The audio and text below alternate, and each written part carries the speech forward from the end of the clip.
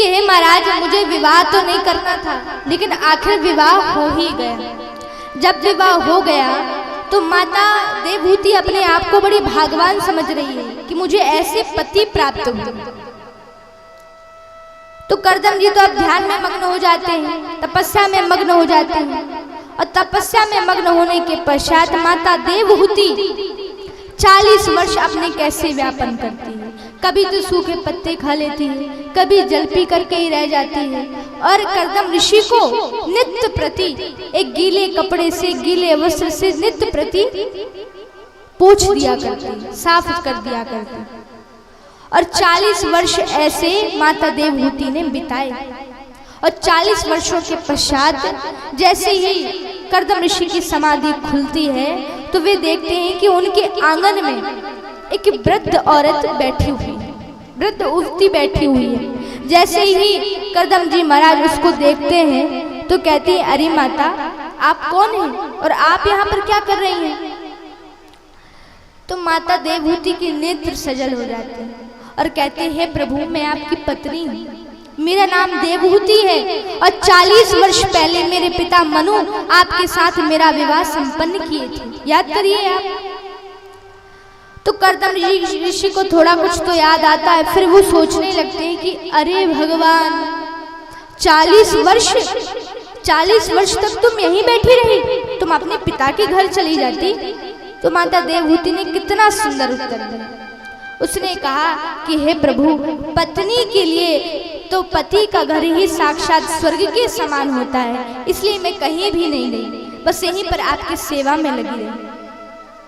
तो कर्दम ऋषि ने जब ये बात सुनी तो उनको बड़ी प्रसन्नता हुई। वे कहने लगे, ये तो बड़ी सुंदर बात है कि तुम मेरा इंतजार कर रही थी, मैं तुम्हारी सेवा से अत्यंत प्रसन्न हूँ। मांगो कि तुम क्या मांगना चाहती हो, तुम्हें क्या चाहिए? तभी माता देवहूति ने कहा, प्रभु, मुझे कुछ भी नहीं चाहिए, बस मुझे आपकी सेवा करना है, मुझे बस आपकी देखभाल करना है। तो कुछ समय के पश्चात कर्दम ऋषि ने उनको वरदान दिया। 9 भुवन खड़े हो गए, 9 मंजिला महल बन गया और एक उन्होंने अपनी साधना से, अपनी तपस्या से एक सरोवर को प्रकट कर दिया। और जैसे ही सरोवर को प्रकट करते हैं तो कर्दम जी महाराज देवकी का हाथ पकड़ करके जैसे ही उस सरोवर में डुबकी लगाते हैं तो देवहूति की उम्र हो जाती है 16 वर्ष की और कर्दम ऋषि की उम्र हो जाती है 20 वर्ष की। कर्दम जी महाराज और माता देवहूति दोनों विहार करते हैं। तो विहार करने के अनुसार उनकी 9 पुत्रियां जन्म लेती हैं। जैसे ही 9 पुत्रियां जन्म लेती है तो वे सोचने लगते हैं, अपने मन में विचार करने लगते हैं कि मैंने तो प्रभु से बोला था कि एक पुत्र होने के पश्चात मैं वन में चला जाऊंगा और भगवान की तपस्या करूंगा, लेकिन ये तो गड़बड़ हो गई, 9 पुत्रियां हो गई। अब लगता भगवान को नहीं आना, भगवान मुझे फंसा करके यहाँ से चले गए। भगवान की आराधना करने लगे, तपस्या करने लगे कि भगवान, आपने मुझे कहाँ फंसा के रख दिया है? मैंने तो एक पुत्र की कामना की थी, लेकिन आपने तो 9 कन्याओं को जन्म दे दिया। इसके बाद भी कर्दम ऋषि ने उन 9 कन्याओं का विवाह किया, संपन्न किया। और इसके पश्चात कपिल अवतार में भगवान साक्षात प्रकट होते हैं। बोली कपिल भगवान की जय हो। जैसे ही कपिल भगवान उनके घर में प्रकट होते हैं, कर्दम जी महाराज और माता देवहूति उनकी स्तुति करने लगते हैं। वासुदेवं सुतं देवं कंस चारूढवर्धनं देवकी परमानंदम श्री कृष्ण वंदे जगद्गुरुम। इसी प्रकार से माता देवहूति उनकी स्तुति करती हैं और स्तुति करने के पश्चात कपिल भगवान को सुंदर आसन देती हैं, वस्त्र पहनाती हैं, चंदन वंदन करती हैं, पूजन करने लगती हैं और राज सिंहासन में बैठाती हैं। और यहाँ पर कर्दम ऋषि तो जैसे उनको प्रणाम करते हैं तो माता देवहूति तो समझ जाती है, तो साक्षात पारब्रह्म परमेश्वर को प्रणाम कर रही हैं। तो माता देवहूति समझ जाती है कि सच्चिदानंद स्वरूप परमात्मा है। ये मेरे जो पुत्र हैं ये पारब्रह्म परमेश्वर ही आए हुए हैं। तो माता देवहूति उनके चरणों को धुल करके उनके चरणामृत पीने लगती है। जैसे ही पीने लगती है तो कपिल भगवान कहते, अरे माता, ये तुम कैसी उल्टी गंगा बहा रही हो? मैं तो आपका बेटा हूँ, आप मुझे पुत्र रूप में ही प्रेम करो। लेकिन माता देवहूति ने कहा कि नहीं, आप भले ही मेरे पुत्र हो लेकिन आप साक्षात पारब्रह्म परमेश्वर हो।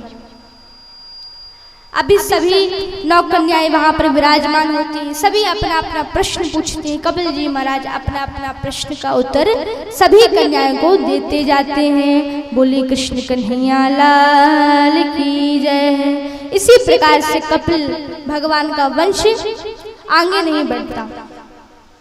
अब कुछ दिनों के बाद स्वयंभू राजा मनु, उनकी 3 पुत्रियां थी, आकृति, देवहूति और प्रसूति। अब जो माता आकृति थी उनका विवाह रुचि प्रजापति के साथ होता है। अब जब रुचि प्रजापति के साथ होता है तो उनके घर में साक्षात यज्ञ देवता प्रकट हुए थे। बोलिए यज्ञ नारायण भगवान की जय हो। जैसे ही यज्ञ नारायण प्रकट होते हैं तो उनका विवाह माता दक्षिणा से होता है। किससे होता है? आवाज नहीं आ रही है। माता दक्षिणा से उनका विवाह होता है। जब माता दक्षिणा से उनका विवाह संपन्न होता है तो देखिए ये विधि भी है, कर्म कांड में ये विधि आती है कि जब भी कोई अनुष्ठान हो, जब भी कोई यज्ञ हो, जब भी कोई पूजन हो तो उसमें दक्षिणा देवी को लाया जाता है।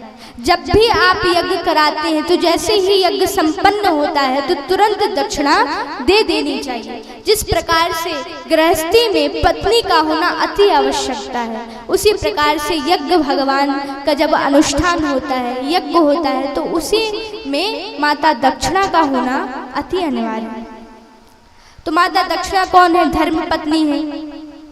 लेकिन कई लोग क्या करते हैं, जब यज्ञ अनुष्ठान करते हैं ना तो ये बोल देते हैं, जैसे संपन्न होता है तो कह देते हो गया महाराज जी, अब इकट्ठे ले लेना, बाद में ले लेना, अब छोड़ो आप। लेकिन अगर यज्ञ संपन्न होने के पश्चात अगर एक भी दिन का विलंब हो जाए तो उसकी दुगनी दक्षिणा देनी चाहिए। जिस प्रकार से अगर हम गृहस्थी का कोई कार्य करते हैं, भगवान का कोई कार्य करते हैं, उसमें अगर पत्नी साथ में ना हो तो वो आपका जो कार्य है वो असफल कहलाता है, पूर्ण तरीके से सफल नहीं कहलाता। उसी प्रकार से अगर आप यज्ञ कराते हैं, भगवान का कोई काम करते हैं तो उसमें दक्षिणा देना अति अनिवार्य है। तो रुचि प्रजापति के पुत्र यज्ञ देवता वहां पर प्रकट होते हैं, उनका विवाह दक्षिणा देवी के साथ संपन्न होता है। और जो उनकी तीसरी पुत्री थी प्रसूति नाम, उनका विवाह दक्ष प्रजापति के साथ संपन्न होता है। और दक्ष प्रजापति की 16 कन्याएं थी और 13 कन्याओं का विवाह उन्होंने धर्म जी के साथ संपन्न किया। और उनकी एक और पुत्री है जिनका नाम है माता सती। क्या नाम है? माता सती नाम है। अब माता सती, उनके बारे में तो हर कोई जानता है, उनके चरित्र का वर्णन तो विख्यात है। तो एक बार की बात है, जब सभा लगाई जाती है, दक्ष ने एक सभा लगाई, वहां पर सारे देवता, राजा महाराजा सब वहां पर आए हुए थे। ब्रह्मा भी आए हुए थे, विष्णु भी आए हुए थे, महेश भी आए हुए थे, सब लोग वहां पर आए हुए थे। लेकिन जैसे ही वहां पर दक्ष आता है तो सारे संत, सारे देवता गण खड़े होकर के दक्ष को कोटि कोटि प्रणाम करते हैं। लेकिन वहां पर महेश यानी भगवान शिव शंकर खड़े नहीं होते। तो ये बात कहीं ना कहीं दक्ष के हृदय में चुभने लगती है। वो कहते हैं ना कि अगर किसी के ऊपर कोई ज्यादा विश्वास करे और उसके साथ वो विश्वासघात करे तो कोई कितना भी समझौता करा दे, अगर धागा टूट गया तो वो बांधने से जुड़ तो जाएगा मगर उसमें गांठ चमकेगी जरूर, उसमें गांठ लग जरूर जाती है। कहीं न कहीं ऐसा लगता जरूर है कि इसने मुझे ये बात बोली।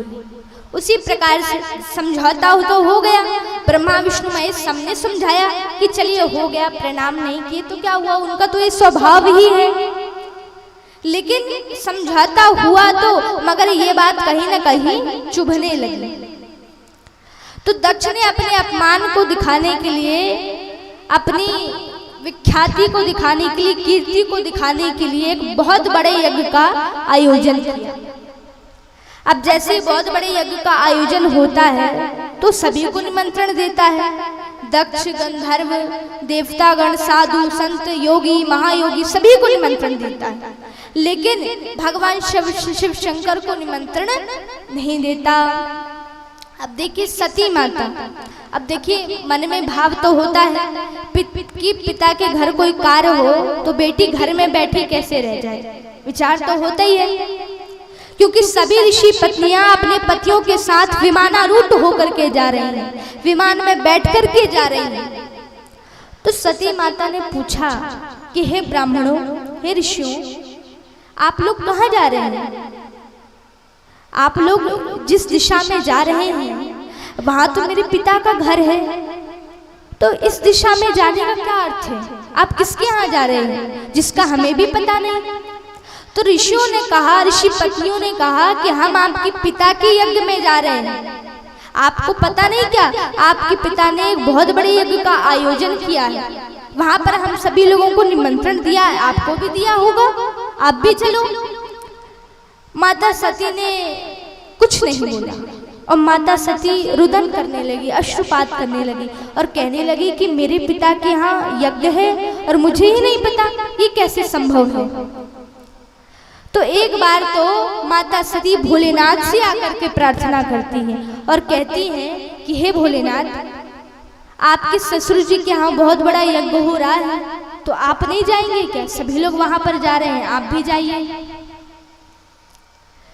तो भगवान शंकर कहते हैं कि आवत ही हर्षे नहीं और नैनन नहीं सने और तुलसी कहाँ न जाए, चाहे कंचन बरसे मेघ। कह रहे हैं शिव शंकर महाराज, देखो देवी, उस स्थान में कदापि नहीं जाना चाहिए जहां पर आपको बुलाया ना गया हो। वहां पर उस स्थान पर अगर स्वर्ण की भी वर्षा हो रही हो तो उस स्थान में नहीं जाना। तो माता सती ने किस भाव से कहा? ये नहीं बोला कि मेरे पिताजी के यहाँ यज्ञ हो रहा है, आपके ससुर जी के यहाँ यज्ञ हो रहा है। क्यों? क्योंकि इनका संबंध दिखे। तो भगवान शंकर ने मना कर दिया, बोले देवी, उस स्थान में बिल्कुल भी नहीं जाना है जहां पर आपको निमंत्रण पत्र ना दिया जाए। आपके तो वो पिता है, आपको कैसे भूल सकते हैं, लेकिन उन्होंने हमारे बैर के कारण तुमको भी भुला दिया, तो देवी उस स्थान में नहीं जाना। अब बार बार माता सती अंदर जाती, अंदर से बाहर आती, अब यही सोच विचार कर रही कि जाऊं कि ना जाऊं, जाऊं कि ना जाऊं। भोलेनाथ की तो बिल्कुल आज्ञा नहीं है, अब मैं क्या करूं, जाऊं कि ना जाऊं। फिर भगवान शंकर को पता चल गया कि अब माता नहीं रुकने वाली, माता तो जाएंगी। तब भगवान शिव शंकर ने अपने गणों को इशारा कर दिया कि आप भी इनके साथ चले जाइए। अब जैसे ही माता सती अपने पिता के यहाँ पहुँचती है, उस यज्ञ मंडप पे जैसे पहुँचती है तो सभी वहाँ पर आए हुए थे, देवतागण, साधु, संत सभी लोग आए हुए थे। सभी ने माता को प्रणाम किया, मगर दक्ष ने देखकर भी अनदेखा कर दिया। दक्ष कौन? उनके पिता। देख करके भी अनदेखा कर दिया। और उनकी माता भी उनसे मिलती है, उनकी बहन भी उनसे मिलती है, सारे कुटुंब परिवार सब उनसे मिलते हैं, लेकिन दक्ष तो देखकर भी उनको नहीं देखते, इतना बैर हो गया था। तो जैसे ही माता पार्वती उस यज्ञ मंडप पे पहुंचती हैं तो सभी को अपना अपना हिस्सा मिला हुआ था, लेकिन जैसे ही देखती हैं तो उनको ये दिखाई पड़ता है कि सबको अपना अपना हिस्सा मिला हुआ है, लेकिन मेरे शिव शंकर को मेरा हिस्सा नहीं मिला है। और ऐसा कोई यज्ञ नहीं है जहाँ पर भगवान शंकर का आगमन ना हुआ हो, और जहाँ पर भगवान शिव शंकर का आगमन नहीं होता वे ना कोई पूजा और ना कोई यज्ञ पूर्ण होता है। भगवान को आसन देना अति आवश्यक है। तो जैसे ही देखते हैं कि यहाँ मेरे पति का आसन नहीं है तो अत्यंत क्रोधित हो जाती हैं और क्रोधित होकर के उस यज्ञ मंडप पे जाती है और अपने देह का परित्याग कर देती है। और जैसे ही परित्याग करती है, सारे गण वहां पर एकत्रित हो जाते हैं और जैसे ही माता को देखती हैं बड़ी क्रोधित हो जाती है, सारा यज्ञ विध्वंस कर डालते हैं। और इसकी सूचना जैसे ही भगवान शिव शंकर को पता चलती है, उन्हें बड़ा क्रोध आता है और क्रोध के कारण अपनी जटाओं से एक जटा उखाड़ करके जैसे ही जमीन में पटकते हैं तो उससे बड़ा विकराल, बड़ा विचित्र से भक्त वीर प्रकट होता है। नाम है वीरभद्र। बोले वीरभद्र महाराज की जय हो।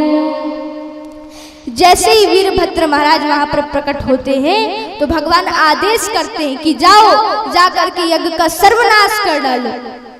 उसी समय वीरभद्र महाराज उस यज्ञ कुंड में आते हैं, सारे यज्ञ को विध्वंस कर देते हैं, भृगु जी की दाढ़ी माड़ी नोच लेते हैं, सारे साधु संत के दांत तोड़ डालते हैं और दक्ष का सिर ही उस यज्ञ कुंड में स्वाहा कर देते हैं।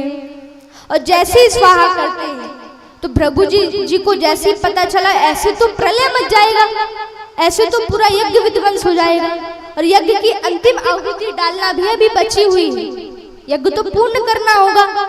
तो भृगु जी ने अपने नियंत्रण जल को छिटक करके सारे गणों को वहां से भगा दिया। अब भगवान शंकर वहां पर पधारते हैं। जैसे वहां पर पधारते हैं और अपनी सती के देह को लेकर के वहां से जाने लगते हैं। जैसे ही जाने लगते हैं तो भगवान विष्णु को सिग्नल मिलता है। भगवान विष्णु कहने लगते हैं कि अगर इसी तरह चलता रहा, इसी तरह अगर प्रलय होता रहा तो ये तो सृष्टि पूरी सर्वनाश हो जाएगी। अब भगवान का एक अश्रुबिंद भी अगर धरती में गिरा तो वहां पर प्रलय आ जाता है। भगवान का इतना विकराल स्वरूप कैसे धरती सह पाएगी? तब भगवान विष्णु ने भगवान